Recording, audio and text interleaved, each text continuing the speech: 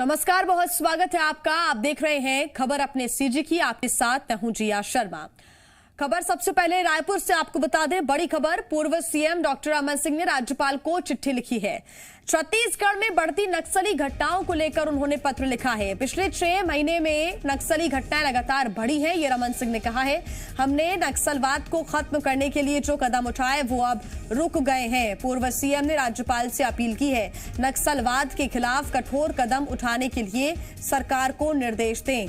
तो बड़ी खबर इस वक्त आपको बता रहे हैं, पूर्व मुख्यमंत्री रमन सिंह ने चिट्ठी लिखी है राज्यपाल को। छत्तीसगढ़ में बढ़ती नक्सली घटनाओं को लेकर यह लेटर लिखा गया है। रमन सिंह ने कहा है कि पिछले 6 महीने में नक्सली घटनाएं लगातार बढ़ी हैं। हमने नक्सलवाद को खत्म करने के लिए कदम उठाए थे, लेकिन अब वो कदम रुक चुके हैं। अब वो प्रक्रियाओं को रोक दिया गया है और यही वजह है कि छत्तीसगढ़ के अंदर नक्सली गतिविधियां बढ़ी हैं। और इसी पर ज्यादा जानकारी के साथ जी मीडिया संवाददाता रजनी ठाकुर हमारे साथ जुड़ गई हैं। रजनी, ये तो लग ही रहा था कि विपक्ष इस मुद्दे को लेकर सामने आएगा, क्योंकि लगातार इस मामले को लेकर विपक्ष पहले ही कह चुका था कि लगातार घटनाएं बढ़ रही हैं, कोई कदम सख्त नहीं उठाए जा रहे हैं। जवानों की हत्या करके उन्हें सड़क पर फेंक दिया जाता है, ग्रामीणों की मुखबिरी के शक में हत्या की जा रही है और ये पिछले कुछ दिनों में घटनाएं बढ़ी हैं। ऐसे में पूर्व मुख्यमंत्री रमन सिंह ने मोर्चा संभाला है, अब राज्यपाल को लेटर लिखा है। बिल्कुल, विपक्ष की चिंता जायज है। छत्तीसगढ़ जो कि नक्सलवाद से छुटकारा पाने के लिए बीते 15 साल से ज्यादा वक्त से संघर्ष कर रहा है, लेकिन अब तक नक्सलवाद का खात्मा छत्तीसगढ़ में नहीं हो पाया है। पूर्व मुख्यमंत्री डॉक्टर रमन सिंह ने वर्तमान में जो नक्सलियों की वारदात बढ़ी है, जो ग्रामीणों की हत्या का सिलसिला शुरू हो चुका है, उसे लेकर चिंता जाहिर की है और राज्यपाल को पत्र लिखा है।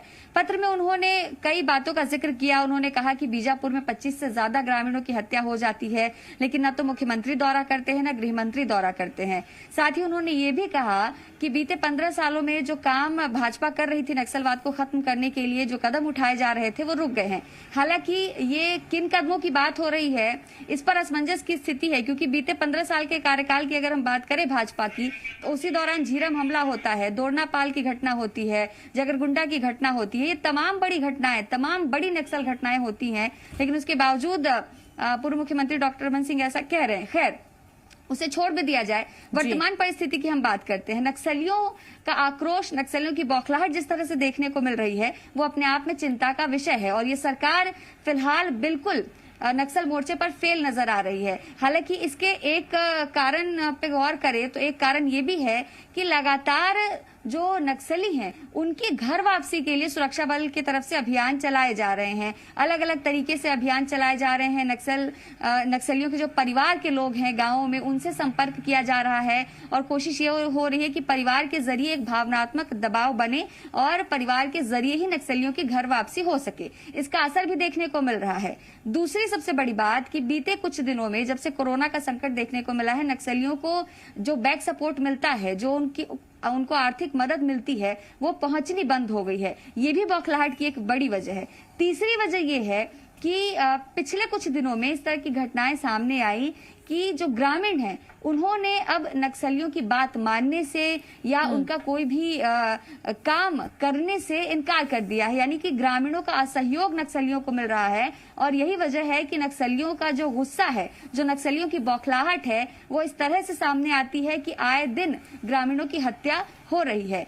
भले ही ये कह दिया जाए कि अभियान चलाए जा रहे हैं, इस वजह से नक्सली बौखलाहट में है, पर सवाल यही है कि निर्दोष ग्रामीणों को बचाना सरकार की पहली प्राथमिकता होनी चाहिए। बीते दिनों कई बड़ी जो घटनाएं हैं वो हमको देखने को मिली। केंद्रीय सुरक्षा सलाहकार भी छत्तीसगढ़ आए, उसके पहले मुख्यमंत्री ने भी बैठक ली, डीजीपी भी बैठक ले चुके हैं। बैठक में लगातार ये रणनीति तैयार की जा रही है कि नक्सलवाद को कैसे खत्म किया जाए, लेकिन उन रणनीतियों का कोई नतीजा नहीं दिखता है। उल्टे देखने को ये मिलता है कि आए दिन ग्रामीणों की हत्या जो है वो होती रहती है। तो सरकार को इस पर गंभीरता से सोचना होगा। और अब ये भी देखने वाली बात होगी कि पूर्व मुख्यमंत्री डॉक्टर रमन सिंह ने जो राज्यपाल से निवेदन किया है कि वो सरकार को निर्देशित करे, तो क्या उसके बाद एक बार फिर से राजनीति यहाँ पर शुरू हो जाती है या फिर से एक बार राजभवन और सरकार के बीच की टकराहट देखने को मिलती है। तो ये तमाम चीजें जो हैं थोड़े इंतजार के बाद साफ होंगी, लेकिन फिलहाल सरकार की प्राथमिकता यही होनी चाहिए कि नक्सल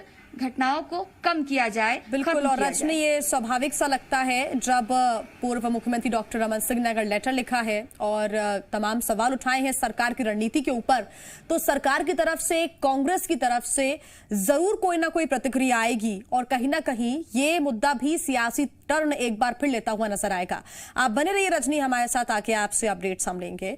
बीजापुर में ग्रामीणों की हत्या को लेकर नक्सली संगठन में फूट पड़ गई है। जानकारी ये मिल रही है कि 1 अक्टूबर को गंगालूर एरिया कमेटी के सचिव दिनेश मोडियम और डीवीसी विरसा मोडियम के बीच विवाद हो गया था। दिनेश मोडियम के निर्देश को मानने से इनकार करते हुए स्थानीय नक्सली ने विरसा मोडियम को गोली मारकर उनकी हत्या कर दी और उसके बाद शव को परिजनों को सौंप दिया गया और विरसा मोडियम का उसके गांव मनकेली में अंतिम संस्कार भी कर दिया।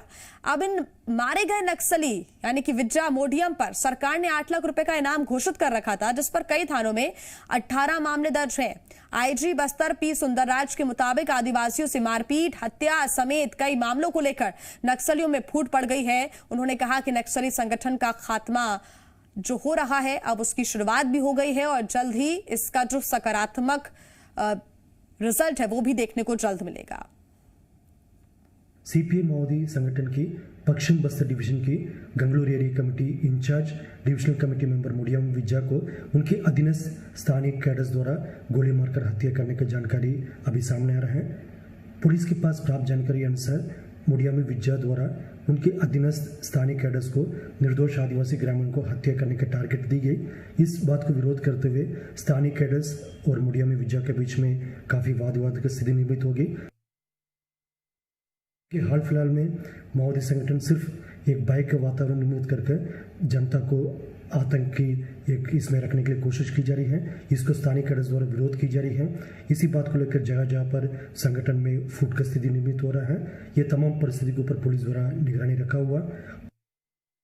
और इसी पर ज्यादा जानकारी के साथ जी मीडिया संवाददाता रजनी हमारे साथ लगातार जुड़ी हुई हैं। रजनी, इसके पहले हम यही बात कर रहे थे कि सरकार की तरफ से कोई पुख्ता रणनीति अभी निकलकर सामने नहीं आ रही है धरातल पर, लेकिन जो सुरक्षा बल अपने स्तर पर लगातार सर्चिंग अभियान चलाते हैं, जो कार्रवाई की जाती है और ग्रामीणों में जो भरोसा पैदा करने की कोशिश सुरक्षा बल की तरफ से की गई है, पुलिस की टीम की तरफ से की गई है, उसका ही नतीजा है कि नक्सली अब अपने आप को कमजोर भी आंक रहे हैं, बौखलाहट भी है और यही वजह है कि अब उनमें फूट भी पड़ने लगी है। 2 संगठन आपस में लड़ रहे हैं। बिल्कुल बिल्कुल जिया, जैसा कि पी सुंदरराज बता भी रहे थे कि घटना की जानकारी सामने आ रही है और आने वाले समय में इसमें और ज्यादा अपडेट भी सामने आएगा। लेकिन अगर फौरी तौर पर भी हम पूरी घटना को देखें तो वही बात जिसकी हम चर्चा कर रहे थे कि कहीं ना कहीं नक्सलियों की बौखलाहट जो है वो अब सामने आ रही है और नक्सली अब सिर्फ सुरक्षा बल के जवानों को ही नहीं बल्कि ग्रामीणों को भी अपना निशाना बना रहे हैं।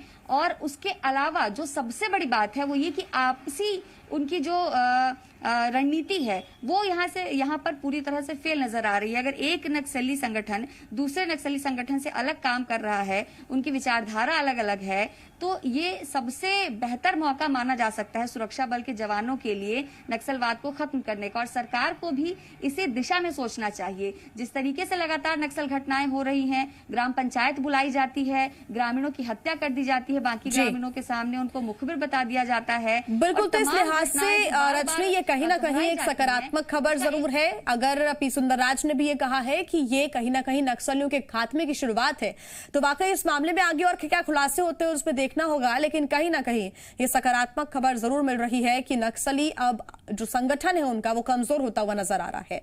बहुत धन्यवाद रजनी आपका तमाम जानकारी के लिए। आगे बढ़ते हैं। छत्तीसगढ़ में कृषि कानून के विरोध में कांग्रेस कार्यकर्ताओं ने पूरे प्रदेश में धरना प्रदर्शन किया। कांग्रेस कार्यकर्ताओं ने प्रदेश भर के ब्लॉक मुख्यालयों में धरना दिया। राजधानी रायपुर में पीसीसी अध्यक्ष मोहन मरकाम भी प्रदर्शन में शामिल हुए।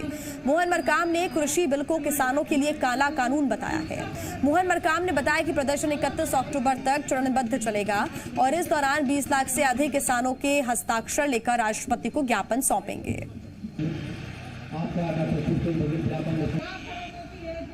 306 संगठन ब्लॉकों में ब्लॉक स्तर पर धरना प्रदर्शन हो रहा है और केंद्र की माननीय नरेंद्र मोदी जी की सरकार जो काला कानून लाई है किसानों के विरुद्ध, उसका हम विरोध कर रहे हैं और 20 लाख से अधिक आज से ही हस्ताक्षर अभियान चलाएंगे और 14 नवंबर को पूर्व प्रधानमंत्री, प्रथम प्रधानमंत्री पंडित जवाहरलाल नेहरू जी के जन्म दिवस के अवसर पर राष्ट्रपति को हम ज्ञापन सौंपेंगे। छत्तीसगढ़ में कृषि कानून का सरकार के साथ किसान संगठन भी विरोध कर रहे हैं। गांधी जयंती पर शुरू हुआ आंदोलन अब 2 महीने तक चलेगा, जिसको लेकर रणनीति तैयार है। कृषि कानून के विरोध पर बीजेपी ने कांग्रेस पर किसानों को बरगलाने का आरोप लगाया है। कांग्रेस के पैरों के नीचे से जमीन खिसक रही है और कांग्रेस को लगता है कि ये कृषि कानून, क्योंकि देश का 60 से 70% जो नागरिक है वो खेती से जुड़ा हुआ है, अगर उनकी आय बढ़ जाएगी तो किसान, कांग्रेस की जमीन पैरों के नीचे से खिसक जाएगी, इसलिए कांग्रेस इसका विरोध कर रही है। कार्यवाही में उपचुनाव से ठीक पहले तंत्र मंत्र की एंट्री हो चुकी है। पहले जेसीसी अध्यक्ष अमित जोगी ने जहां अपने खिलाफ तंत्र मंत्र कराने का आरोप लगाया था, तो वहीं अब कांग्रेस प्रदेश अध्यक्ष मोहन मरकाम ने पलटवार करते हुए अमित जोगी पर ही तंत्र मंत्र का सहारा लेने का आरोप लगाया है। उन्होंने आरोप लगाया कि अमित जोगी चुनाव में जीत के लिए तंत्र मंत्र करवाते हैं। पूरे प्रदेश को पता है कि वो कैसे जीतते हैं। हमारी पार्टी संगठन के काम और मेहनत से जीतती है, तंत्र मंत्र का सहारा लेना हमारा काम नहीं। सचमुच में तंत्र मंत्र माननीय अमित जोगी जी करवाते हैं। वो कैसे जीतते हैं उन पूरे छत्तीसगढ़ को पता है। हम लोग कर्म पे विश्वास करते हैं, काम पे विश्वास करते हैं। हम संगठन स्तर पर लगातार मेहनत कर रहे हैं। हमारे प्रभारी मंत्री लगातार दौरा, चाय चौपाल के माध्यम से दौरा भी कर रहे हैं और समस्याओं का तत्काल निराकरण भी कर रहे हैं। यकीन नहीं हो रहा कि हम 2020 में हैं। देश के बड़े राजनीतिक दल तंत्र मंत्र और अंधविश्वास में अब भी विश्वास कर रहे हैं। इसको बढ़ावा देने वाला बयान दे रहे हैं। कांग्रेस ने अमित जोगी पर तंत्र मंत्र करने का आरोप लगाया, तो वहीं जेसीसी ने कहा कि हमें भरोसा है लोकतंत्र पर, जबकि कांग्रेस को भरोसा है तंत्र मंत्र पर। तो वहीं बीजेपी कहती है कि तंत्र मंत्र से किसी का कुछ बुरा नहीं हो सकता। जोगी परिवार, स्वर्गीय अजीत जोगी जी, माननीय अमित जोगी जी लोकतंत्र पर विश्वास करते हैं, तंत्र मंत्र पर नहीं करते हैं और ना ही तंत्र मंत्र करते हैं। यही कारण है कि मारवाही विधानसभा में लगातार 20 वर्षों से उन्हें विजयश्री मिलती रही है और विरोधी कितने भी ताकत लगा ले, कितने भी चक्रव्यूह बना ले, ये अजीत पुत्र अमित है, हर चक्रव्यूह को तोड़ेंगे और मारवाही चुनाव को ऐतिहासिक मतों से जीतेंगे। मेरा कहना है कि तंत्र मंत्र से कोई किसी का कुछ बिगाड़ नहीं सकता। जो आपके किस्मत में होगा वो आपको मिलेगा। इसलिए तंत्र मंत्र राजनीति में लोग करते हैं और करवाते भी हैं, पर मुझे लगता है कि उससे किसी का कोई नुकसान नहीं हो सकता। और मैं तो सबको कहूंगा कि आप हनुमान जी की पूजा करें, संकट हटे मिटे सब पीला, जो सुमरे हनुमत बलबीरा। तो हनुमान जी की पूजा करें, आपके सब तंत्र मंत्र गायब हो जाए।